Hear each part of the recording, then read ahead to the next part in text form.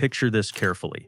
A professional race car driver sits inside a multi-million-dollar machine, carbon fiber body, precision-tuned engine. Milliseconds decide victory or failure.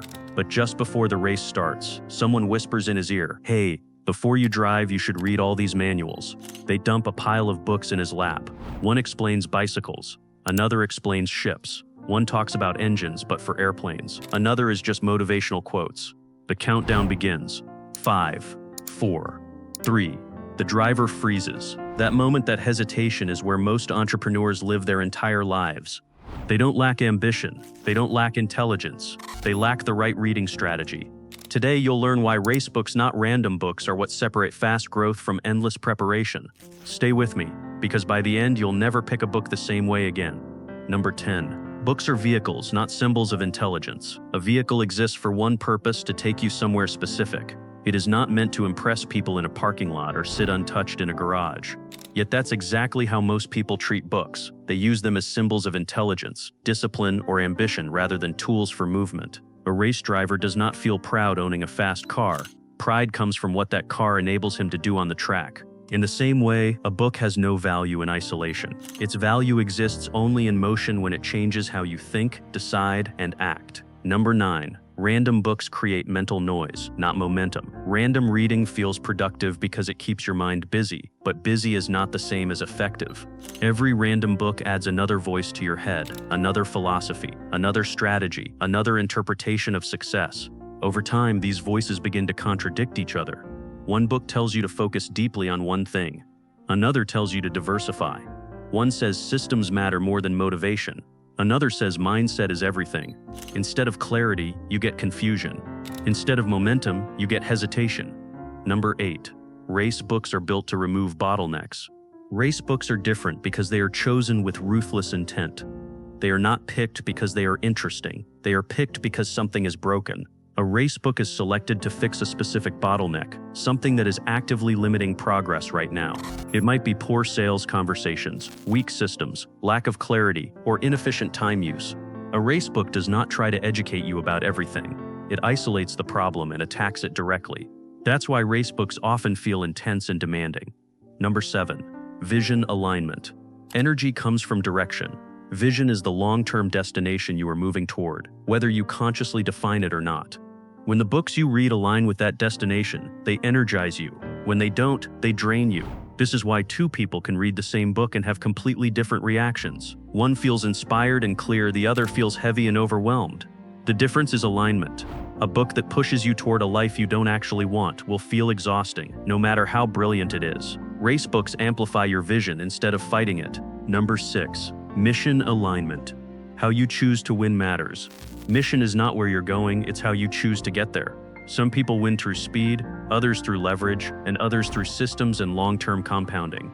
Problems arise when your books teach a mission that conflicts with your own. You start questioning your approach, switching strategies mid-race, and rebuilding parts that weren't broken. This creates instability. You from this, by reinforcing your chosen method of winning. Number 5. Goal alignment, from knowing to doing.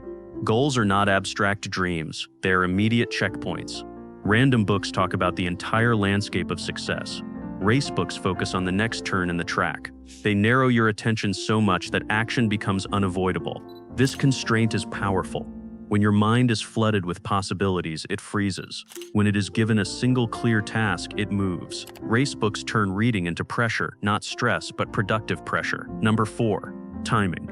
Why intelligence alone is not enough. Timing determines whether knowledge accelerates you or overwhelms you. Reading advanced material too early creates anxiety and self-doubt. Reading beginner material too late creates boredom and stagnation. Many intelligent people sabotage themselves by ignoring timing and chasing curiosity instead. Curiosity feels productive, but without sequence it becomes disguised procrastination. Race books respect timing. Number 3. Analysis paralysis, too many maps, no movement. Analysis paralysis is not fear, it is overchoice.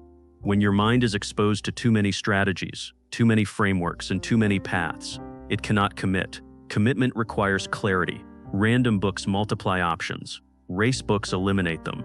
They reduce complexity until the path forward is obvious. In racing, clarity of direction creates confidence. In learning, clarity of action creates momentum. When the path is narrow, speed becomes inevitable. Race books narrow the path on purpose. Number 2, the race book filter: choosing with discipline. Choosing a race book requires discipline because it means saying no to many good books. Before reading, you must ask what is actively costing you progress right now. Not what interests you, not what sounds impressive, but what is bleeding time, money, or energy. Then you must choose authors who have actually lived through that problem, not just talked about it. Finally, you must commit to immediate application. A book that doesn't change behavior is not a race book. It's entertainment. Discipline in selection is what creates leverage in learning. Number 1. One race book can collapse years into months. A single well-chosen race book can save years of trial and error.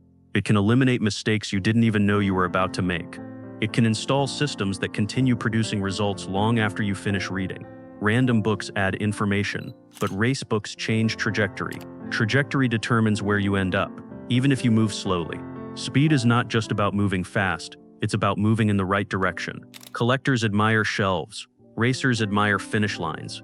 If you read to feel productive, you will stay busy forever. If you read to move forward, you will outpace people who read far more than you. The world does not reward the most informed, it rewards the most aligned, decisive, and disciplined. Choose your books the way a racer chooses a car for the track you're on, not the crowd watching. Because in the end, growth is not about how much you know. It's about how fast the right knowledge turns into action. If this changed how you think, like the video so more people escape random reading. Subscribe for ideas that turn knowledge into momentum, and comment below. What race are you running right now?